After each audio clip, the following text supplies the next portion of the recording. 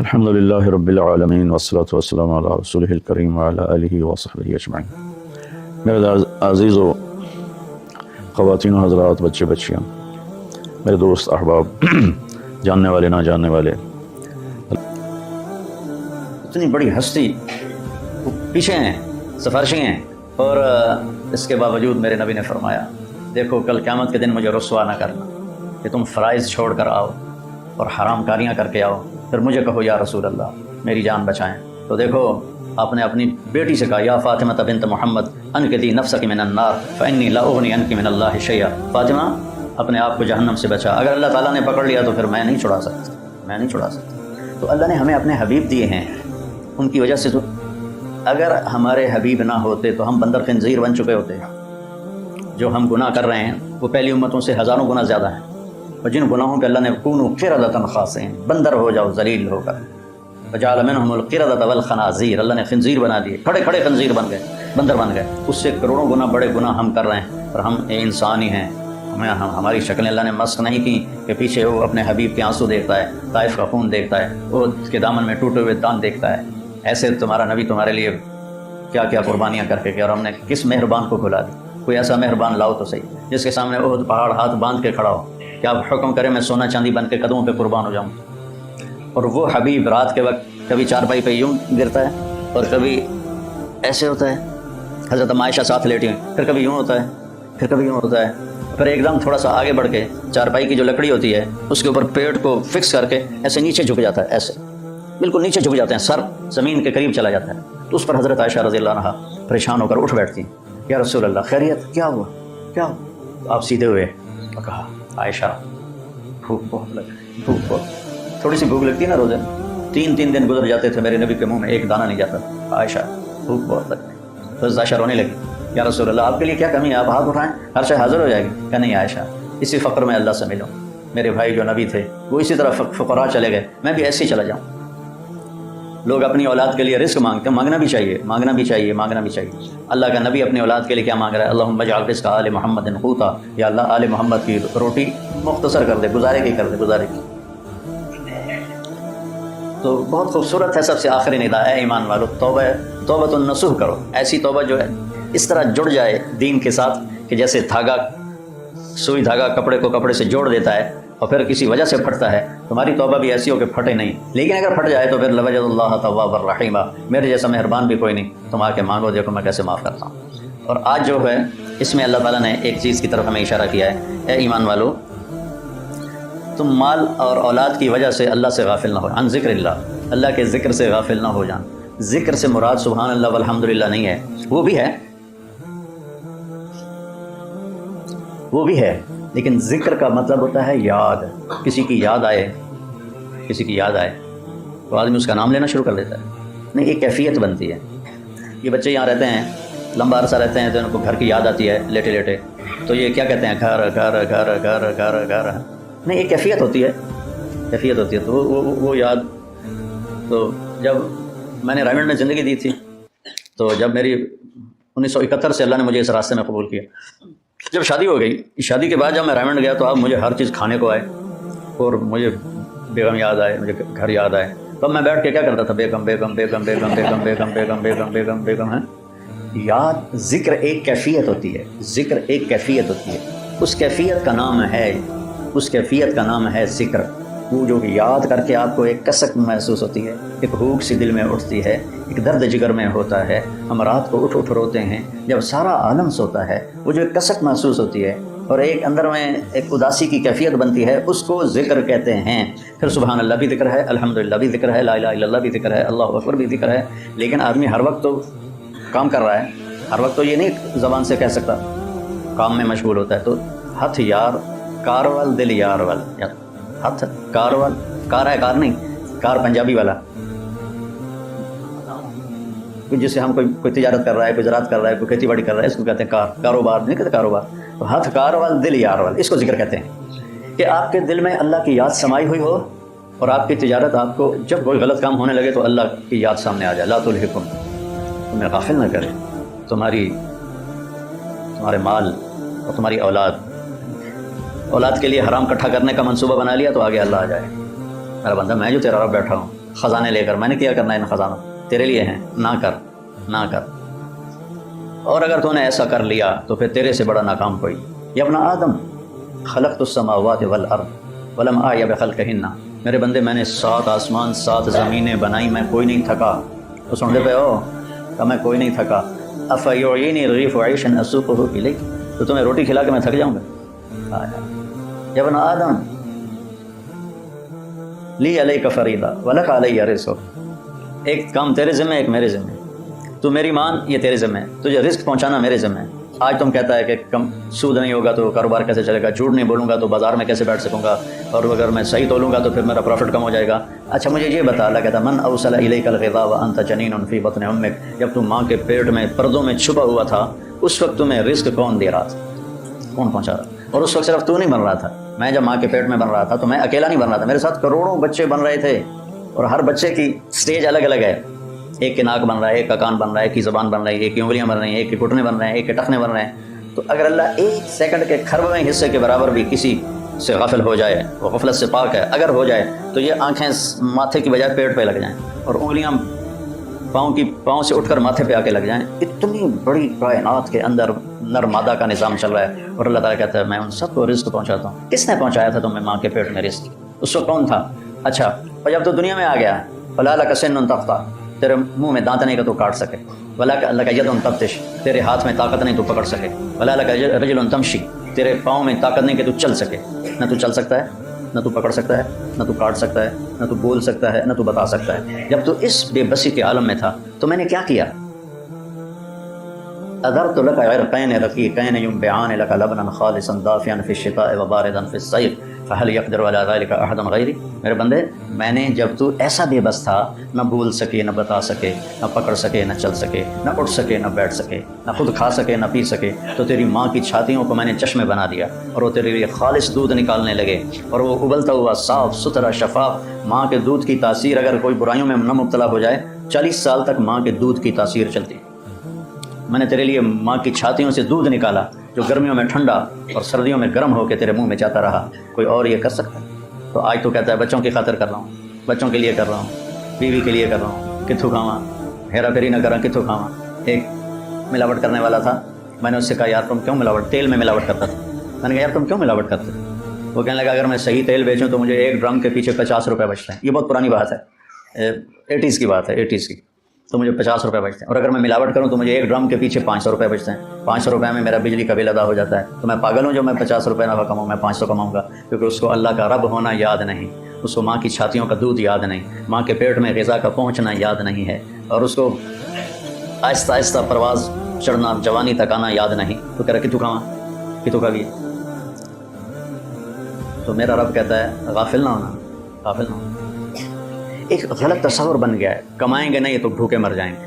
نہیں، کمانے کا حکم ہے، حلال کمانے کا ہے، صحیح کمانے کا ہے، لیکن ادھر یقین بن گیا ہے کہ میں ایک دفعہ چلا گیا گورنمنٹ کالج لاہور اپنے دوستوں سے ملنے، تو وہ سارے شفٹ ہو گئے تھے نیو ہاسٹل میں، اقبال ہاسٹل سے نیو ہاسٹل، کچھ میڈیکل کالج چلے گئے تھے۔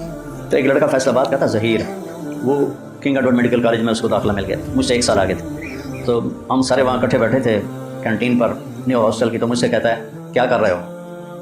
کی کر رہے ہیں آج کل؟ میں کہا میں مولوی بن رہے ہیں۔ تو کہنے لگا کھانے کا کتوں؟ اس کو میری بیک گراؤنڈ کا پتہ ہے، چونکہ ہم 5 سال کٹھے رہے سینٹرل ماڈل اسکول میں، تو اس کو میرے بیک گراؤنڈ کا پتہ ہے کہ اللہ تعالیٰ نے مجھے خوشحال گھر میں پیدا کیا ہے۔ تو لیکن اتنا تاثر غلط ہو گیا ہے کہ بازار میں بیٹھے بغیر روٹی نہیں ملتی۔ مجھ سے کہنے لگا کھانے کا کتوں؟ میں کہا اللہ دے گا۔ کہنے لگا اللہ اتو سٹے گا۔ تو وہ ایسے ٹیک لگا کے بیٹھا تھا ایسے۔ تو میں نے کہا تو کتوں کھاوے گا؟ تو ایسے بیٹھا تھا، میں ڈاکٹر بن رہا ہوں۔ لوگوں نے پیشاب ٹیسٹ کر کر کے تو روٹی کھا سکنا ہے، میں قرآن پڑھا کے روٹی نہیں کھا سکتا۔ لا تلہکم اموالکم ولا اولادکم عن ذکر، تمہارے مال و اولاد تمہیں اللہ کی یاد سے غافل نہ کریں۔ من یفعل ذلک، جس نے یہ کر دیا، فاولئک هم الخاسرون، یہ انتہائی ناکام ہیں۔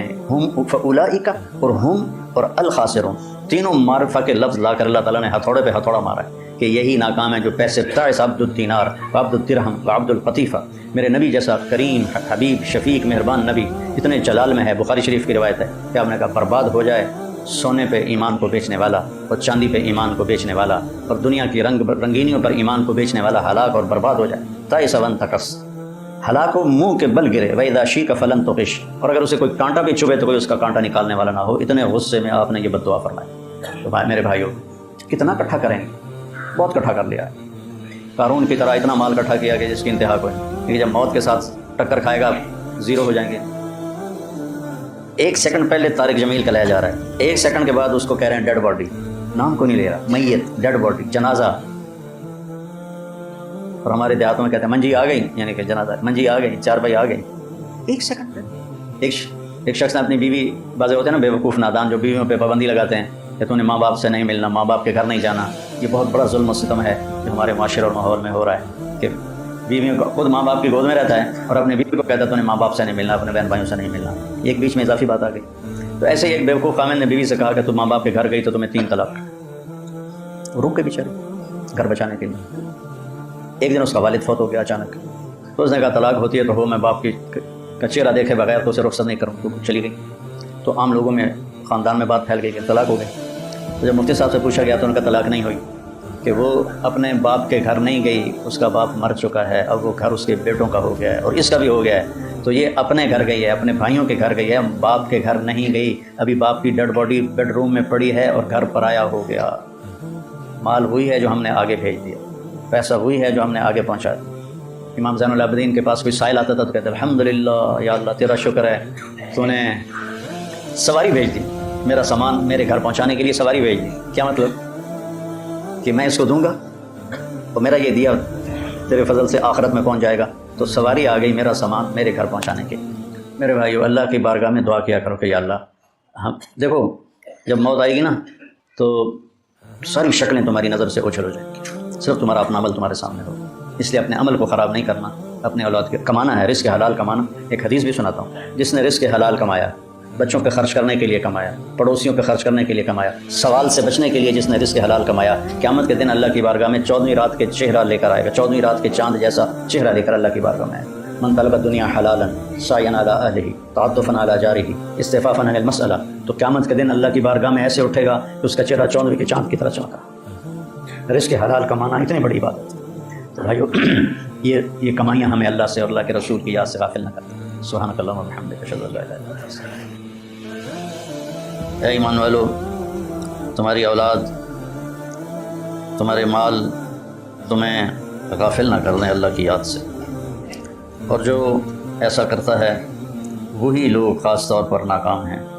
جو کچھ ہم نے تمہیں دیا ہے اس میں سے خرچ کرو اس سے پہلے کہ موت آئے، اور پھر اس وقت تم کہو یا اللہ پھر تھوڑی مہلت دے دیتا مجھے تو میں خوب کھل کے صدقہ کرتا اور نیک لوگوں میں شامل ہوتا. اور اللہ ہرگز کسی کے وقت کو، موت کو مؤخر نہیں کرتا جب اس کا وقت آ جاتا ہے. اور اللہ جو کچھ تم کرتے ہو وہ سب کچھ جانتا ہے. قرآن پاک میں اللہ ایک تو خطاب کرتا ہے یا ایھا الناس، اے لوگو. پھر ایک خطاب کرتا ہے یا بنی آدم، اے آدم کی اولاد.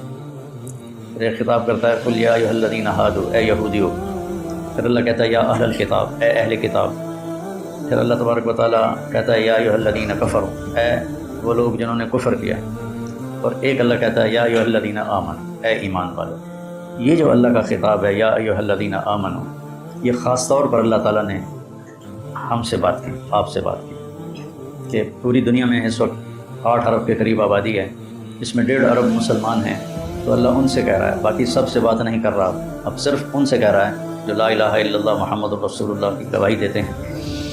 تو اللہ ان سے کہہ رہا ہے کہ اے ایمان والو. تو کوئی اسپیشل بات ہے جو اللہ کہنا چاہتا ہے. تو اللہ پہ قربان جاؤں کہ 1 کم 90 بھی پورا نہیں. یا ایھا النبی قائم مقام ہے یا ایھا الذین آمنوا کے، لیکن اگر ہم یا ایھا الذین آمنوا دیکھیں تو کل 89 دفعہ، اور اس میں بھی تکرار ہے یا ایھا الذین آمنوا اتقوا اللہ حق تقاتہ، یا ایھا الذین آمنوا اتقوا اللہ ولتنظر نفس ما قدمت لغد واتقوا اللہ. تو اس میں بھی یہ نہیں کہ 89 آیات میں ہر دفعہ الگ الگ حکم ہے، نہیں، ان میں تکرار بھی ہے.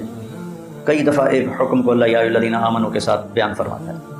تو یہ سلسلہ چل رہا ہے کہ اللہ یا ایھا الذین آمنوا کے بعد ہم نے کیا کہتا ہے. تو ہم پیچھے سے شروع ہوئے ہیں، 29ویں پارے سے پیچھے کی طرف آ رہے ہیں. تو سب سے آخری جو یا ایھا الذین آمنوا ہے وہ ہے، یعنی شروع کرتا ہے اللہ یا ایھا الذین آمنوا لا تقولوا راعنا، یہ سورہ بقرہ میں ہے کہ اے ایمان والو میرے نبی کو راعنا مت کہا کرو۔ اس میں آداب نبوت ہیں کہ نبی سے کلام کرنے کے کیا آداب ہیں، عام آدمیوں کی طرح ان سے بات نہیں ہو سکتی، اس کے آداب ہیں۔ اور آخری یا ایھا الذین آمنوا ہے یا ایھا الذین آمنوا توبوا الی اللہ توبۃ نصوحا، اے ایمان والو اللہ کی بارگاہ میں سچی توبہ۔ نصوحا میں بڑی لفظ نصوحا میں بڑی تسلی ہے، بہت بڑی تسلی ہے کہ توبہ اگر ٹوٹ جائے اور تم کر لو تو پھر اللہ جوڑ دے گا، پھر ٹوٹ جائے پھر تم سچے دل سے کر لو پھر اللہ قبول کر لے گا۔ میرے نبی کا فرمان ہے کوئی دن میں 70 دفعہ بھی توبہ توڑے اور 70 دفعہ توبہ کر لے تو اللہ اس کی توبہ خوشی سے قبول فرماتا ہے، جیسے پہلی توبہ کو قبول کرتا ہے ویسے ہی 1000ویں توبہ کو بھی قبول فرماتا ہے، کیونکہ اللہ پر ہمارے گناہوں کا اثر کوئی نہیں ہوتا۔ میرے اوپر زیادتی ہو تو میں معاف کرنے میں دیر کیوں لگاتا ہوں کہ میرے اوپر اس کا اثر ہوتا ہے، تو مجھے معاف کرنا مشکل نظر آتا ہے۔ احضرت الانفس الشح، اللہ تعالیٰ نے بھی کہا کہ معاف کرنے میں تمہارا جو نفس ہے نا وہ بڑا کنجوس اور بخیل واقعہ ہوا ہے، تو میں اس لیے معافی میں دیر لگاتا ہوں کہ اگلے کی زیادتی کا ہمارے اوپر اثر ہوتا ہے، اس اثر کو زائل ہونے میں وقت لگتا ہے۔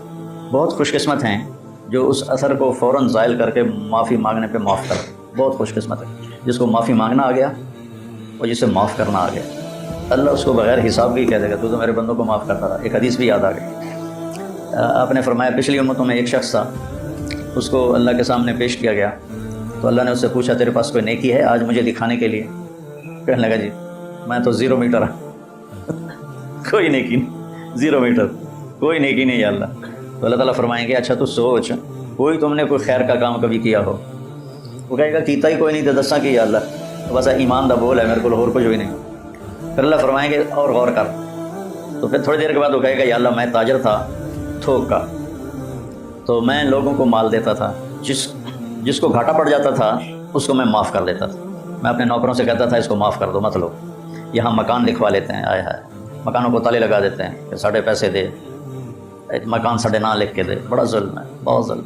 ہماری تجارت کیا ہر شعبہ ہی ظلم سے بھرا ہوا ہے، ہماری عدالتیں ظالم ہیں تو باقیوں کا ظلم تو پھر کیا کہنا۔ تو جس کو گھاٹا پڑ جاتا تھا یا اللہ تو میں اس کو معاف کر دیتا، میں اپنے نوکروں سے کہتا تھا اس کو معاف کر دو۔ اور جو دینے میں ٹال مٹول کرتا تھا، جیسے ہمارے سارے بازار کا ماحول ہے، پیسے پڑے ہوتے ہیں کہتے ہیں اللہ کی قسم ہے کوئی نہیں، اگلے ہفتے آ گیا، اتنا بڑا جھوٹ بولتے ہیں اور اس پر قسم اٹھا، بیوقوف کم از کم قسم تو نہ اٹھا، جھوٹ بول رہا ہے قسم تو نہ اٹھا، لیکن وہ 2 گناہ کرتے ہیں، ایک جھوٹ بولتے ہیں ایک جھوٹی قسم اٹھاتے ہیں، 2 کبیرہ گناہ ہو۔ الا وقول الزور، میرے نبی فرمایا کہ تمہیں بڑے گناہ بتاؤں، الا اخبرکم باکبر الکبائر، کبیرہ گناہوں کے بھی کبیرہ گناہ بتاؤں، الاشراک باللہ، شرک کرنا، حقوق الوالدین، والدین کو رول کے رکھ دینا، روند کے رکھ دینا، ذلیل کر دینا، قتل النفس، بے گناہ کسی کو قتل کرنا، اور آپ ایسے ٹیک لگا کے بیٹھے یہ بات کر رہے تھے، پھر ایک دم آپ ایسے سیدھے ہوئے، الا وقول الزور، اور جھوٹا بول اور جھوٹا بول اور جھوٹا بول اور جھوٹا بول۔ اس کو اتنا دہرایا کہ ابو بکر رضی اللہ تعالیٰ عنہ فرماتا ہے کہ میرے دل میں آیا کہ اب اللہ کرے خاموش ہو جائیں، اتنا اس کو دہرایا، جھوٹا بول جھوٹا بول جھوٹا بول، اور سارے آٹھوں بازار کیا ریڑھی والے کیا جھوٹ ہی جھوٹ ہے، جھوٹ ہی جھوٹ ہے، جھوٹ ہی جھوٹ۔ تو وہ کہنے لگا یا اللہ جو تو دے نہیں سکتا تھا اس کو معاف کر دیتا تھا، جو دے سکتا تھا ٹال مٹول کرتا تھا، مجھے پتا ہے دے سکتا نہیں دینا پیا، تو میں اپنے نوکروں سے کہتا تھا جھگڑا نہیں کرنا، جب دے دے ٹھیک ہے، جب دے دے ٹھیک ہے، جھگڑا نہیں کرنا، باقی میرے کو کوئی شے کوئی نہیں، نماز نہیں، روزہ نہیں، حج کوئی نہیں، زکوٰۃ کوئی نہیں، ذکر کوئی نہیں، تلاوت کوئی نہیں، تہجد کوئی نہیں، کوئی شے کوئی نہیں، کہ یہ ایک گل ہے۔ تو اللہ تعالیٰ فرمایا کہ واہ میرا بندہ تو میرے بندوں کو بڑی سہولت دیتا رہا، تو آج میں بھی تمہیں سہولت دیتا ہوں، چل بے ٹکٹا ہی جنت جا جاؤ جنت میں۔ تو اللہ کو تو پرواہ نہیں نا، اللہ اثر سے پاک ذات ہے، جب وہ فوری معاف کر دیتا ہے، میرے اوپر اثر ہوتا ہے تو میں دیر لگاتا ہوں۔ تو ایک معاف کرنا سیکھ لیں اور ایک معافی مانگنا سیکھ لیں، بے حساب جنت میں جائیں، چونکہ اس کام کے کرنے والے دنیا میں کوئی نہیں، نہ کوئی زیادتی کر کے معافی مانگتا ہے اور نہ ہی کوئی معافی مانگنے والے کو معاف کرتا ہے۔ تو اللہ تعالیٰ نے توبۃ نصوحا، توبوا الی اللہ توبۃ نصوحا، اے ایمان والو توبہ نصوح کرو۔ نصوح کیسے کہتے ہیں؟ سینے کو، ناصح درزی کو کہتے ہیں، ناصح درزی، آج کل خیاط کہتے ہیں، پرانی عربی میں ناصح کہتے ہیں، ناصح ہوتا ہے، اور من صح سوئی کو کہتے ہیں۔ تو یہ کرتا دھاگے کے ساتھ یہاں سے جڑا ہوا ہے، یہ یہاں سے یہ دھاگے کے ساتھ جڑا ہوا ہے، یہ ہمیشہ جڑے نہیں رہتے، کبھی یہ دھاگے نکل بھی جاتے ہیں، جب دھاگے نکل جاتے ہیں تو ہم ان کو دوبارہ سی لیتے ہیں۔ تو لفظ نصوحا میں یہ تسلی ہے، اگر تمہاری توبہ کبھی ٹوٹ بھی جائے تو پریشان نہ ہونا، لوگ تمہیں کہیں گے تو عادت بنا لی ہے ہر چوتھے دن تیری توبہ، کوئی قبول کوئی نہیں، تو میرے پاس آ جا، میری رحمت کا دربار بہت وسیع ہے، تو جب معافی مانگے گا میں معاف کروں، جتنی دفعہ مانگے گا اتنی دفعہ معاف کروں۔ قارون وہ مجرم ہے جس نے ایسا جرم کیا جو کائنات میں کسی نے نہیں کیا، کہ ایک رسول پر زنا کی تہمت لگائی، موسیٰ علیہ السلام پہ تہمت لگائی ایک عورت کے ذریعے سے، تو موسیٰ علیہ السلام سجدے میں گر گئے۔ اللہ تعالیٰ نے فرمایا زمین تیرے تابع ہے، جو کہے گا وہ کرے گی۔ تو موسیٰ علیہ السلام کھڑے ہوئے زمین سے کہا ابتلعی، نکل جا اس کو، تو زمین میں دھنسا، پاؤں اندر چلے گئے، کہنے لگا موسیٰ معافی دے دے، آئندہ نہیں کروں۔ موسیٰ علیہ السلام نے فرمایا اور پکڑ لے اس کو، تو وہ گھٹنوں تک چلا گیا، کہا موسیٰ معافی دے دے، آئندہ نہیں کروں۔ انہوں نے کہا اور پکڑو، وہ اور نیچے چلا گیا، موسیٰ معافی دے دے، آئندہ نہیں کروں۔ وہ معافیاں مانگتا رہا اور موسیٰ علیہ السلام کہتے رہے اور پکڑ اور پکڑ، یہاں تک کہ وہ سارا زمین میں دھنس گیا۔ اس پر قرآن نے 2 رکوع ڈالے، ان قارون کان من قوم موسیٰ فبغى علیہم، پورے قارون کی کہانی اللہ نے سنائی ہے، اور اتنا بڑا اس خبیث کا جرم تھا۔ اور جب وہ زمین میں دھنس گیا تو اللہ تعالیٰ نے جبریل کو بھیجا کہ جا کے کہو موسیٰ سے، موسیٰ تجھ سے معافیاں مانگتا رہا اور تو نے معاف نہ کیا، وعزتی لو استغاث بی لاغاثہ، مجھے میری عزت کی قسم ایک دفعہ مجھ سے معافی مانگتا میں اسے معاف کر کے باہر نکال کے کھڑا کرتا۔ جو قارون کو معاف کرنے کے لیے تیار ہے، ہم تو اللہ کے حبیب کی امت ہیں، ہمارے پاس تو ایڈوانٹیج بہت بڑا ہے، سفارش بڑی تکڑی ہے پیچھے، ہے بہت تکڑی سفارش ہے پیچھے، 2 جہان کے رسول کی اور اللہ کے حبیب کی۔ اللہ نے کسی نبی کی قسم نہیں کھائی، اللہ نے اپنے نبی کی جان کی قسم کھائی، لعمرک، تیری جان کی قسم۔ اللہ نے کسی کے شہر کی قسم نہیں کھائی، اپنے نبی کے شہر کی قسم کھائی، وَهَذَا الْبَلَدِ الْأَمِينِ۔ اللہ نے کسی نبی کی رسالت پہ قسم نہیں اٹھائی، اپنے نبی حبیب کی رسالت پہ قسم اٹھائی، یاسین والقرآن الحکیم انک لمن المرسلین، یہ قسم ہے قرآن حکیم کی، آپ میرے رسول ہیں۔ اے ایمان والو، تمہاری اولاد، تمہارے مال تمہیں غافل نہ کر دیں اللہ کی یاد سے، اور جو ایسا کرتا ہے وہی لوگ خاص طور پر ناکام ہیں۔ جو کچھ ہم نے تمہیں دیا ہے اس میں سے خرچ کرو اس سے پہلے کہ موت آئے، اور پھر اس وقت تم کہو یا اللہ پھر تھوڑی مہلت دے دیتا مجھے تو میں خوب کھل کے صدقہ کرتا اور نیک لوگوں میں شامل ہوتا، اور اللہ ہرگز کسی کے وقت کو، موت کو مؤخر نہیں کرتا جب اس کا وقت آ جاتا ہے، اور اللہ جو کچھ تم کرتے ہو وہ سب کچھ جانتا ہے۔ قرآن پاک میں